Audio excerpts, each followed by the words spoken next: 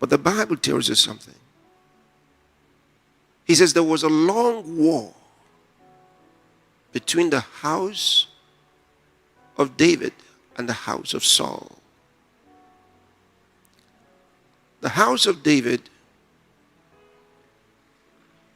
was the house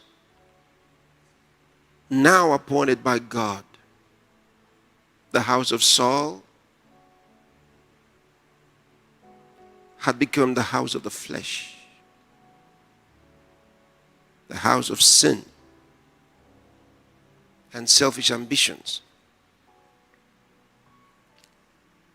The Bible says there was a long war.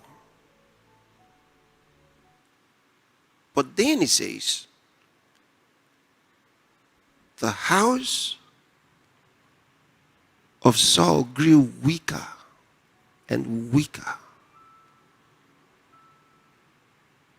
But the house of David grew stronger and stronger. The house of Saul represents the house of the flesh, head and shoulders government.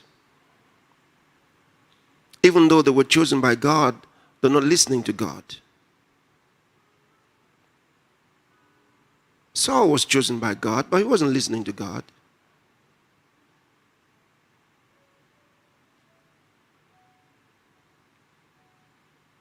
The older he got, the less he listened to God. Towards the ending part of his life, he would even go to the witch of Endor.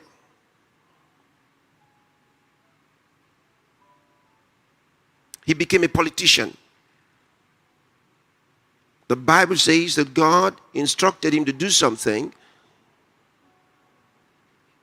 He failed to do it and decided to act his own way, to do it his own way. And when God sent his prophet to ask him why did he do that, he said, oh, it was the demand of the people. He had become a people's man.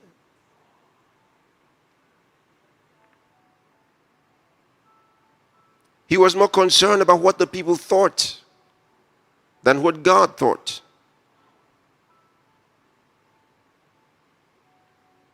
But he was deceiving the people too.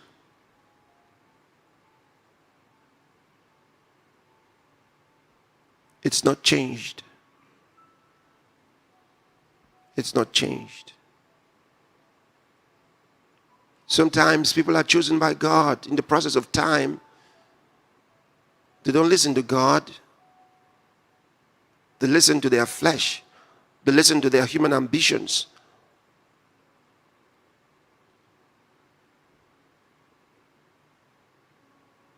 They measure the polls.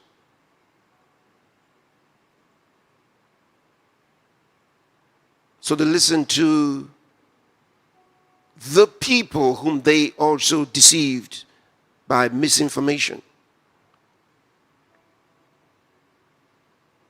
It hasn't changed. Same story today.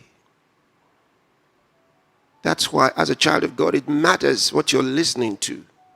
It matters what you're listening to. If you're listening to information from the world, from the flesh,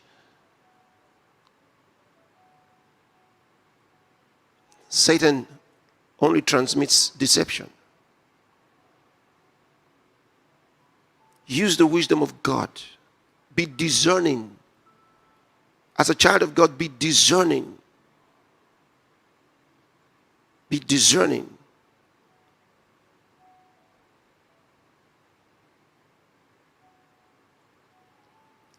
The Bible says those who are after the flesh mind the things of the flesh, and those who are after the Spirit mind the things of the Spirit.